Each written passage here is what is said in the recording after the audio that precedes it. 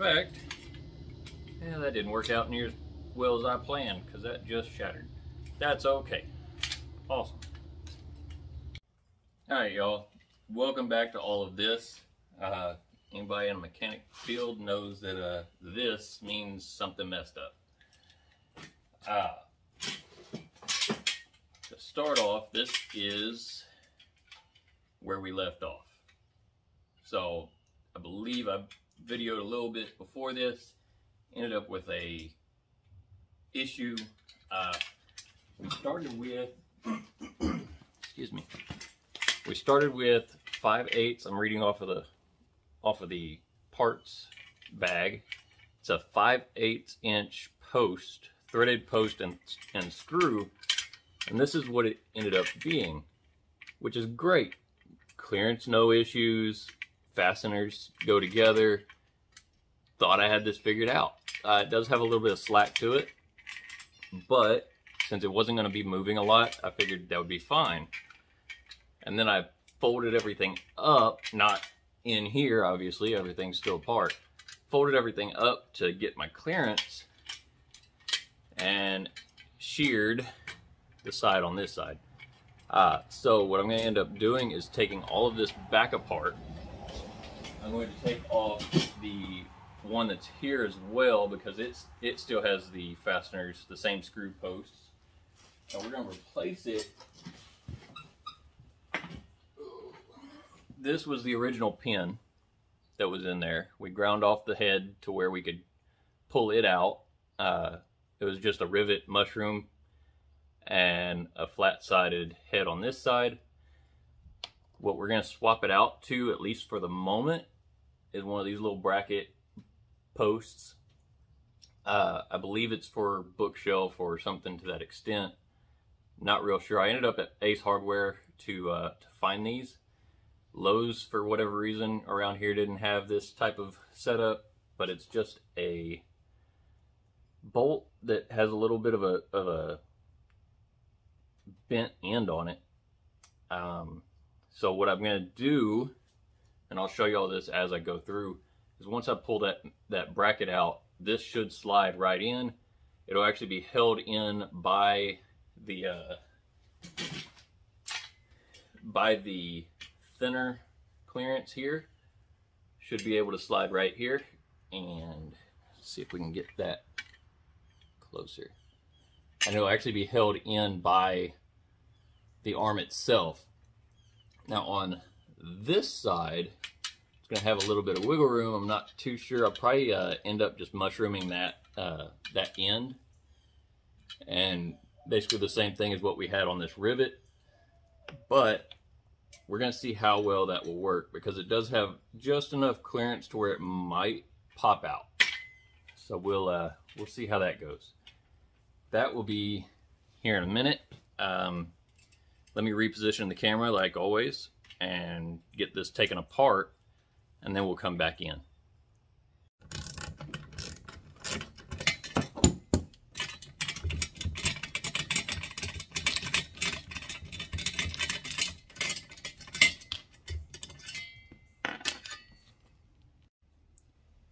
All right, so we got everything apart.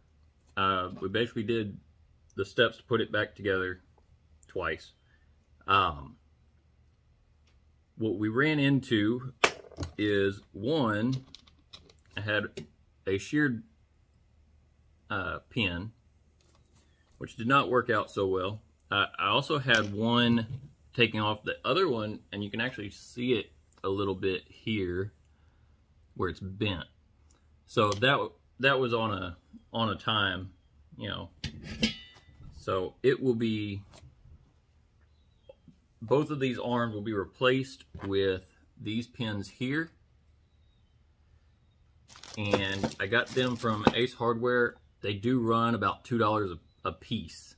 So it's a little higher than I was planning on, but honestly, these pins were probably $1.25 or so. So about the same in general by the end of it. For the peace of mind, I'll do the $2.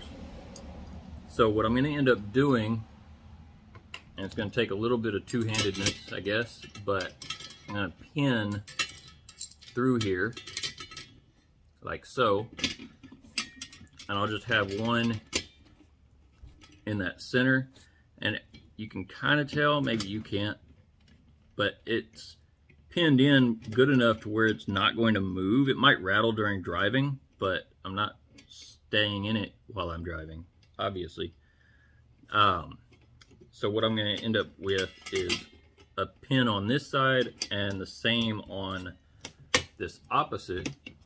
And I'm assuming, at the moment, I'm assuming that it will have enough tension in there to keep it from coming out of this opposite end. Let's see if I can rearrange. Maybe enough to get both sides in. Because this side will have a little bit of a gap, unfortunately. But I think that's manageable. Whether I'm going to end up mushrooming the end of it or figure out a way just to like tack it in. These being kind of cheaper, I'm not sure how well tacking would work, but I think mushrooming the end will end up with being my option. Anyway, I'm going to put these together. I've got 2 of them to do, and then that should be relatively quick, and then we'll mount it. Alright, so we've slid the cover back on. We put both mounting brackets, like these, into these areas.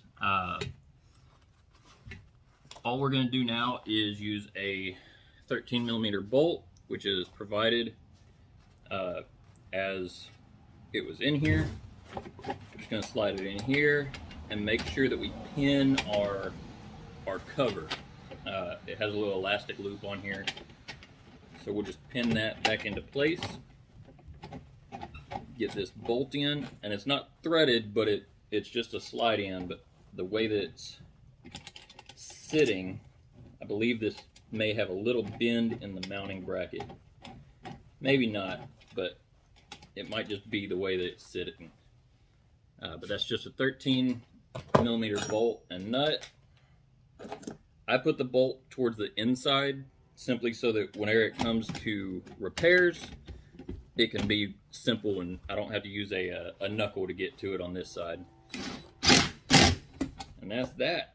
You don't really have to put a whole lot into it.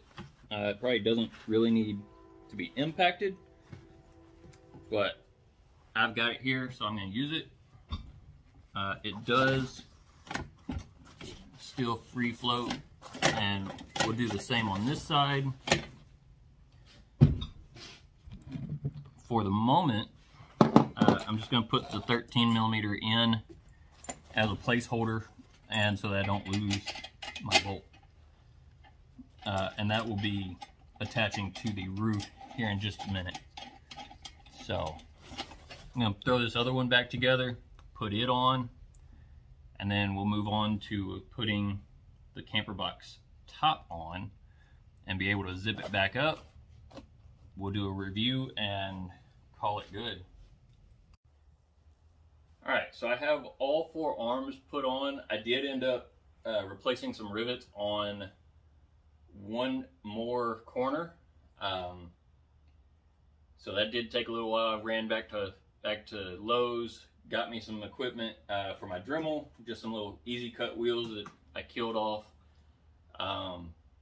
But now that the arms are back on, just to walk through my thought process, because I don't know that I'm going to video it, I'm going to take the lid, the top of this camper box is over here to the side.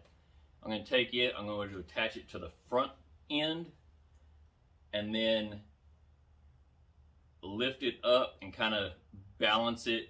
I've got some sawhorses around here somewhere I may throw in there just to keep it up and not put too much stress on those rivets. Reattach the entire top, and then that will be it. We'll zip it back up, and hopefully everything lines up the way it should. But I guess that's another one of those we'll see what happens issues. But we're going to pick that up. It's only me, so by we I mean y'all get to watch, maybe. I'm gonna pick that up, put it up on some sawhorses sitting in here, reassemble or reattach the arms, and then zip the sides up, and that should be the entire project. Hopefully, now that everything's in and workable, we'll find out. So bear with me. I'm going to stop the camera, get everything set up, and then we'll restart.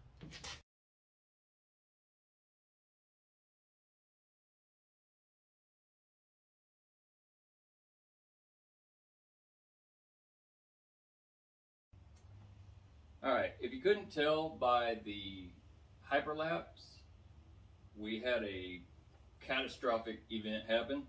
Got everything mounted up, had 3 out of 4 of the poles on the top, and it went sideways on us. So when it went sideways, it actually sheared 3 sets of the mounting brackets that we had just put in. So I've got more rivets. I'm gonna re-rivet it. There was nothing really that I could have saved. Unfortunately, it popped all the rivets, and that's all there was to it. So once that happened, everything just shifted sideways and off it went. I've sat down for about half an hour, tried to figure out some ideas. I've come back out, cut the rivets that were still left. I think I only had 2 left in there. The rest of them pulled straight out. It actually took the head off. I know y'all can't see it, but I've got them sitting in front of me. Took the head of the rivet off. We've got a couple that are now free floating inside. I'll get them out eventually. For right now, they're just gonna roll. That's not a problem. I bent 2 mounts. I bent them back into place. They're not too bad. Got an idea in my head. You'll probably see it in the time lapse, but yeah, how I was doing it, obviously not how you're supposed to.